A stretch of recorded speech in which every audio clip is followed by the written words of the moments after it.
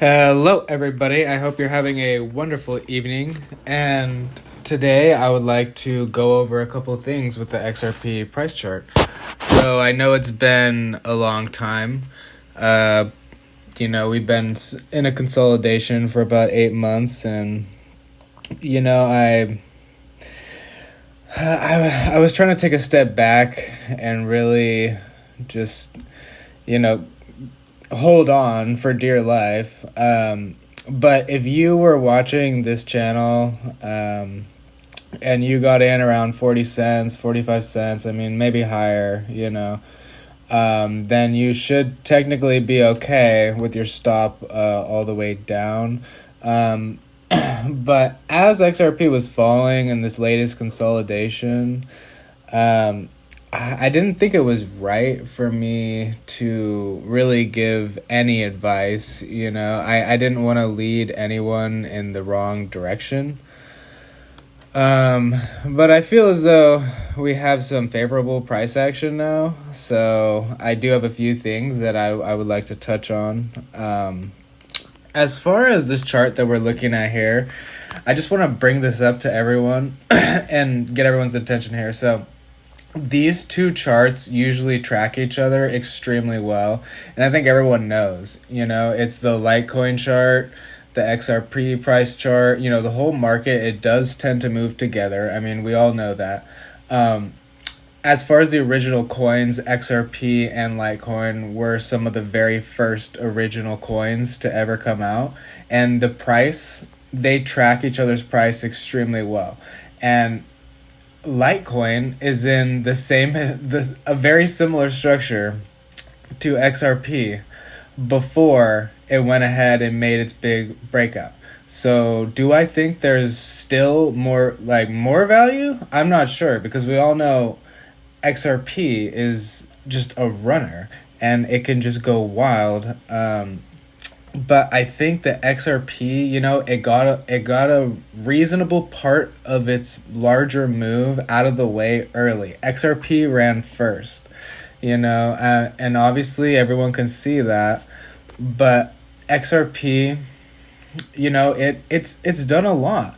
And there are some other coins in this market that they all move together that are in extremely similar structures, and they still have not had a breakout into expansion, and Litecoin is one of those. And I want to bring this chart up to show where there may be some opportunity here. Litecoin lagged behind. XRP ran first this time, but they track each other extremely similarly, and I expect them to do the same, potentially complete the same structure. XRP's first, Litecoin comes later, when everyone comes together and starts running for this cycle. So as far as the XRP price chart goes, we'll just go ahead and take a look at that. I know this is an XRP channel. There are other opportunities out there right now. So as far as XRP, we saw XRP. Wow, that chart looks amazing.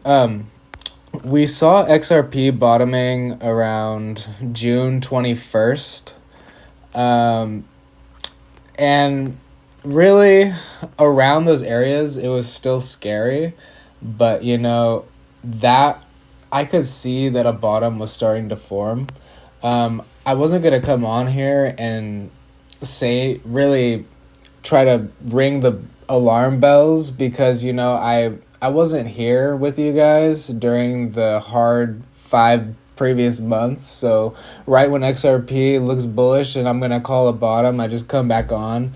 I don't think I deserve to participate in the amazing beginning part of this rally with you guys, because I wasn't there for the downfall, because I had my own stuff to take care of. But it's been good, though. Everything's been good. Actually, I bought a house, and me and my wife, we moved, and sitting in my new office. But, okay, so as far as, let's see. As far as XRP goes, I mean, we're getting a parabolic move up. I think everyone knows that. If we look at it, let's say on the 4-hour time frame. If we look at it on the 4-hour time frame, I mean, gosh,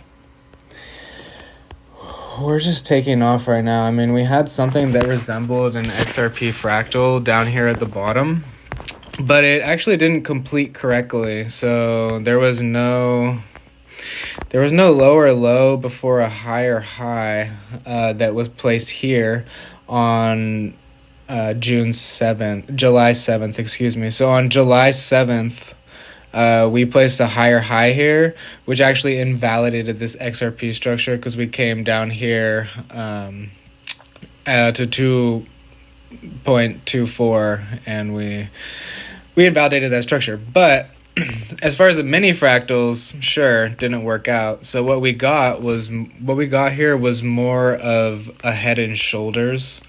So if this is the neckline here, it was definitely complicated. I mean, I feel like we kind of already knew XRP was going to make the same consolidation structure that it always makes, right? But we were doing a channel. We got on top of the channel. But as far as the head and shoulders, you have your neckline there, and that takes you up. So have we filled out this head and shoulders, really? Let's see. Do we have room to run? Sometimes head and shoulders do work out for XRP, by the way. That is a structure that I've seen play out many times for XRP, and that does work. If you don't have a smaller XRP fractal, like, consolidating triangle. There's a lot to the consolidating triangle, actually, but in a basic sense, that's what XRP does. Yeah, so we still have a lot of room to run here to the upside. I mean, the head and shoulders target alone is 2.82.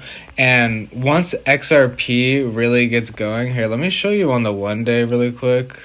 On the 1 day, you're getting the normal XRP fractal. I mean, it's complicated, but you got this high here, you have this high here, this low here, that's one, and then you go this high here, this low here, and then the third one would be down in here in this small area. And we're yet to see, actually, we haven't broken this high. I mean, by the time someone's watching this, it may have already broken the high of Wednesday 14th of 2.65. So it may have already broken that high. But if it actually doesn't break that high and it comes around, it could make a third wave for its consolidating triangle here and go like this, come down, and then come back up. The thing about XRP, though, is that really the crypto market in general, I mean, it still has to have its expansive season. I mean, Bitcoin dominance, if you go check out that chart, it hasn't even dropped really at all. I mean, we're actually waiting for, the main event, right? And the thing about XRP and the other cryptos is the on-ramps this time to get in. I mean, last cycle it was KuCoin, I don't know if anyone remembers that, but we were all going crazy on KuCoin. And for this cycle, it's BitUnix, right? That's the on-ramp. And everyone is able to get, even more accessibly in this cycle, massive amounts of leverage in the United States. They had to let one through the cracks. It was BitUnix, of course. Cool. That being said, there's a level to where the market will price people out so that they can no longer use leverage in those situations. So let's say XRP, you're thinking about it going to $8, right? Let's just say $8. It's a good number.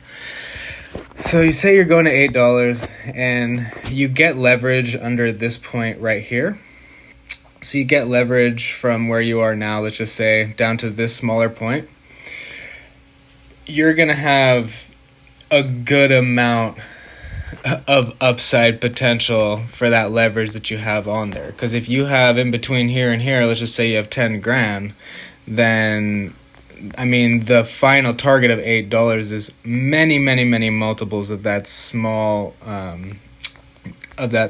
stop loss area.